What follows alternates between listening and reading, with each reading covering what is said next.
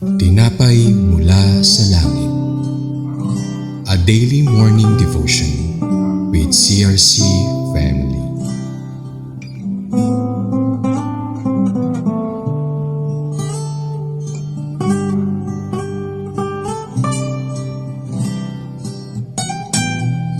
Purihin po ang Diyos. Isang mapagpala at magandang umaga po, mga kapatid. Ako po si Elder Girly Castro Mayor ng CRC Maine. Samahan niyo po ako sa ating programang Tinapay Mula sa Langit, ang pang-araw-araw nating devotion sa salita ng Diyos. Ngayong umaga ay matutunghayan natin ang Book of Joshua, chapter 22, verses 16 to 18. Ngunit bago po tayo magpatuloy, tayo muna ay dumako sa maikling panalangin. O Heavenly Father, through Jesus Christ, we praise you, we glorify your name. Salamat po, Diyos, sa maganda at mapagpalang umaga na ito. Salamat po sa panibagong kalakasan at panibagong buhay. Nagising kami na may magandang hininga at sa inyong gabay at patnubay. Salamat po. As we study your words this morning, we acknowledge and we invite the presence of the Holy Spirit na samahan po kami sa umaga po ito sa aming pag-aaral ng iyong salita, nang sa gayon ay lubusan naming maintindihan ang nais niyo pong iparating sa amin sa umaga pong ito. Salamat po. Ito po ang aming samot panalangin sa pangalan ni Jesus. Amen. Basahin po natin ang Joshua chapter 22 verses 16 to 18. 16, ito ang ipinapasabi sa inyo ng buong sambayanan ni Yahweh. Bakit ninyo ginawa ang ganitong pagtataksil sa Diyos ng Israel? Naghimagsik kayo laban kay Yahweh sa pagpapatayo ninyo ng sariling altar. Siya tinalikuran ninyo. 17, nalimutan na ba ninyo ang kasalanan natin sa Peor? Hanggang ngayon nga'y nagtitiis pa tayo sa parusang salot na iginawad ni Yahweh sa atin. Hindi pa ba sapat iyon? 18. At ngayon nangahas pa kayong talikuran siya? Kapag naghimagsik kayo kay Yahweh ngayon, bukas din ay magagalit siya sa buong Israel. Ang pamagat po ng ating pag-aaralan ngayon ay Phinehas brings the accusation against the eastern tribes. This passage is a powerful confrontation where the western tribes of Israel accuse the eastern tribes nila Reuben, Gad, and half Manasseh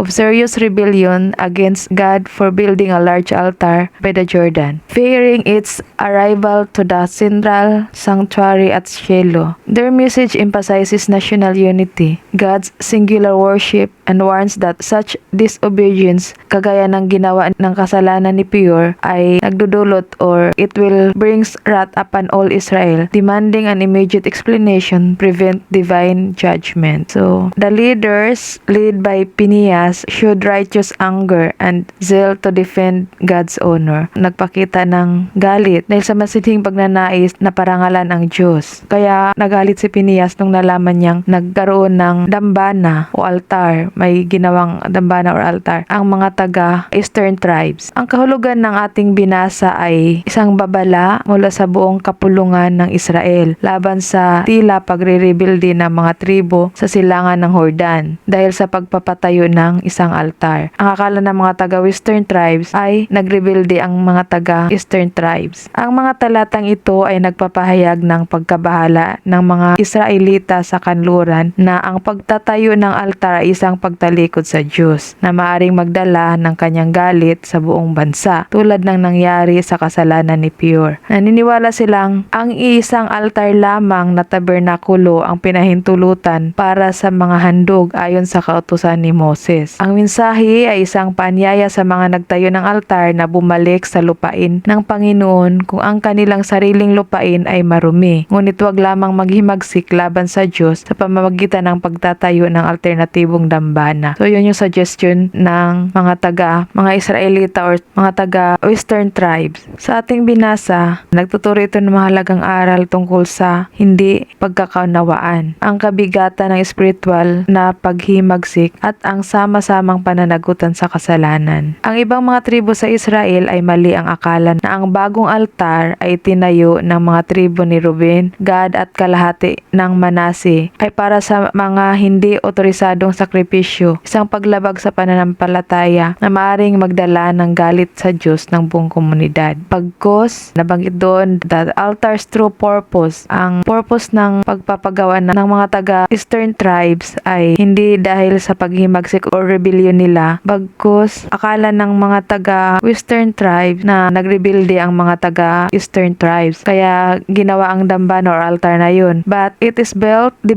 altar as a memorial to show their connection to the rest of Israel and the Lord. So yun yung purpose ng mga taga-Eastern tribes. Nung una parang hindi naintindihan ng mga taga-Western tribes or mga Israelita ang ginawa ng mga taga-Eastern tribes. Sa chapter 22 ng Joshua, kung babasahin natin ang buong chapter, nakasaad doon at matuklasan natin na hindi rebellion ang ginawa ng mga taga-Eastern tribes o ang lahi nila Reuben, Gad, and half Manasseh sa pagpapatayo nila ng dambana or altar. Ang dambana ay tinatawag na Ed ng mga anak ni Reuben at mga anak ni Gad sapagkat anila saksi sa pagitan natin, sabi ng mga naging mga anak na ng lipi nila Reuben at Gad. Sabi nila, anila saksi sa pagitan natin. Ang tinutukoy nilang natin dito ay between Western and Eastern tribes na ang Panginoon ay Diyos. So sa huling talata, papansin natin, sa huling talata ay nagkasundo na sila at nalaman nila na hindi mali ang ginawa ng taga-Eastern tribes or Eastern side. Kaya tinanggap ni Pinehas. Kung i-apply natin ito sa ating mga buhay, huwag tayo mag-jump into conclusion agad or judge someone sa kanilang mga ginagawa. Pagkos, alamin natin kung ano ang pinaka-main purpose or reason kung bakit ginawa ang isang bagay para hindi tayo magkasala on judging someone or something na ang real purpose is para sa kabutihan or ikakaluwalhati or ikakalugod pala ng ating Panginoong Diyos. Lamang po, tayo po ay manalangin.